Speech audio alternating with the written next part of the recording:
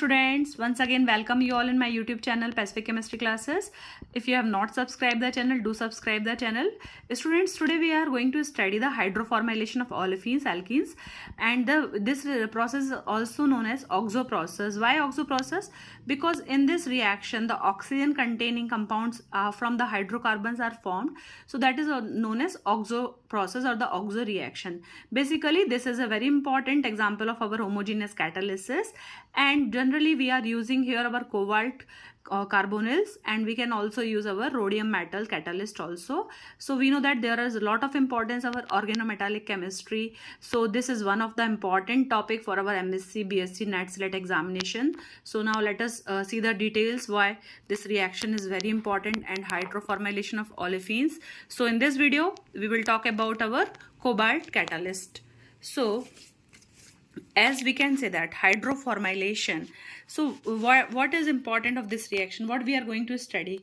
So a simple reaction, we can see that when alkenes react with hydrogen and carbon monoxide in the presence of any organometallic catalyst, so you will get your aldehyde, means RCH double bond CH2. Any alkene you can take, it react with hydrogen and the carbonyl group or carbon monoxide in the presence of any catalyst. So what will happen, this alkene group will get converted to our CHO group. Okay, so this is a simple line, you can say that the reactions in which alkenes are getting converted to aldehyde group, oxygen containing group, this is known as oxo process.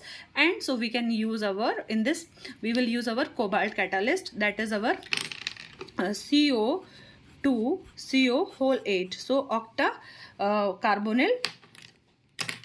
Students, the oxo process, the reaction of alkenes with the CO and H2 catalyzed by the cobalt or rhodium salts to form an aldehyde is called as hydroformylation or the oxo process. So here we can see one example of any alkene like RCH double bond CH2 plus carbon monoxide plus H2. So if we will take any alkene, so there are the probability of forming the linear as well as the our branched aldehyde.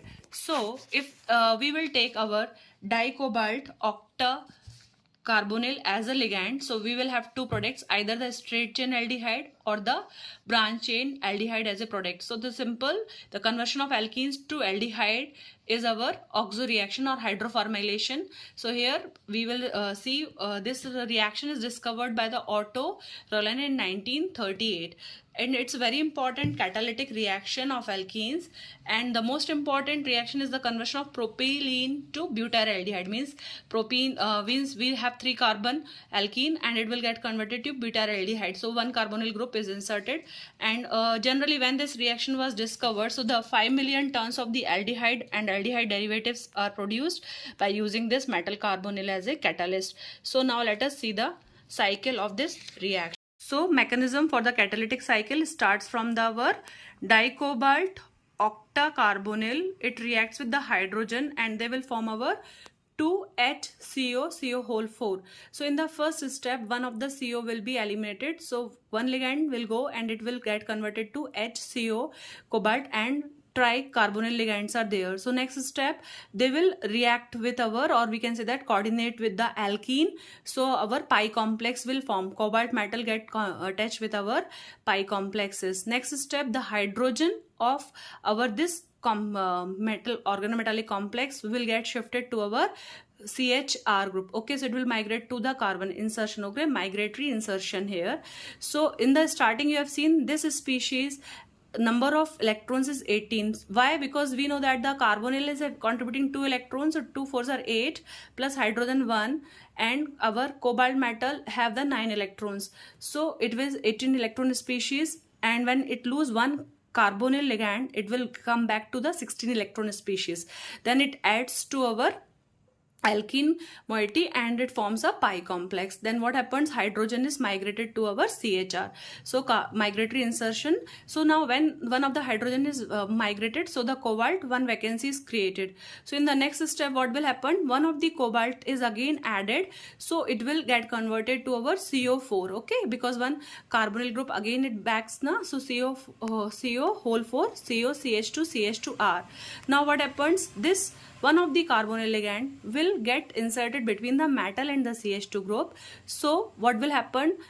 We can write this in the form of CO whole thrice CO, and this is our new ligand of the CO, and CH2 CH2R. So one of the, now we will add hydrogen to it and we will eliminate the aldehyde molecule because we want to synthesize aldehyde in this reaction.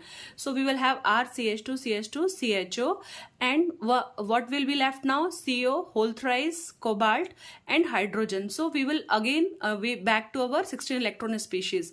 So now the whole catalytic cycle can be reversed. So now let us see what are the main steps involved in this reactions once again. So first step, our CO whole 8 reacts with the hydrogen to give our HCO CO whole 4. So I have starting में आपने देखा है ये, you will get this species.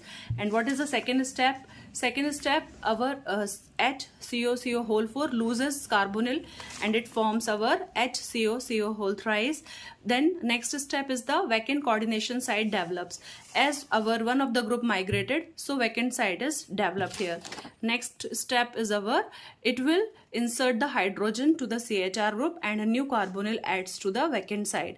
Next, a carbonyl ligand migration to the position between the cobalt and our CH2 groups. So this I explained. Our carbonyl group migrate to the between the CO and our CH2. And what is the next step? It is the reaction with the H2 to release aldehyde and regenerates the catalytic cobalt cycle. So reaction with the hydrogen to give you aldehyde and the regeneration of our catalytic cycle. So student, I hope you understand this catalytic cycle. So it is first given by your Heck and Breslow, this mechanism. So now this mechanism have some disadvantages, like when we are using our cobalt carbonyl catalyst, so what happens when we particularly talk about propylene to butyraldehyde conversion, so we need to maintain the temperature between 140 to 175 degrees centigrade and the pressure also 200. So it's very tough. So this is one of the drawback of this reaction. And instead of our linear aldehydes, branch chain aldehydes forms in the large number. So again, as the branch chain aldehydes are tough to decompose, means they are not so much biodegradable. Linear can easily be biodegradable. So this is one of these are the some drawbacks of this reaction. But there is a lot of importance of our oxidation has a lot of importance because the primary aldehyde products can be converted into so many byproducts like our alcohols. They can also be converted to our plasticizers, detergents, lubricating oils and others. So that's all for today's video. So you can take the screenshots and complete your notes.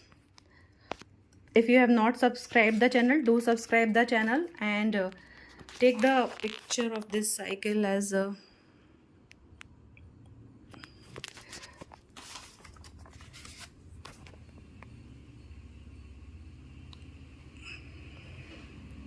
Thanks for watching. Do subscribe the channel.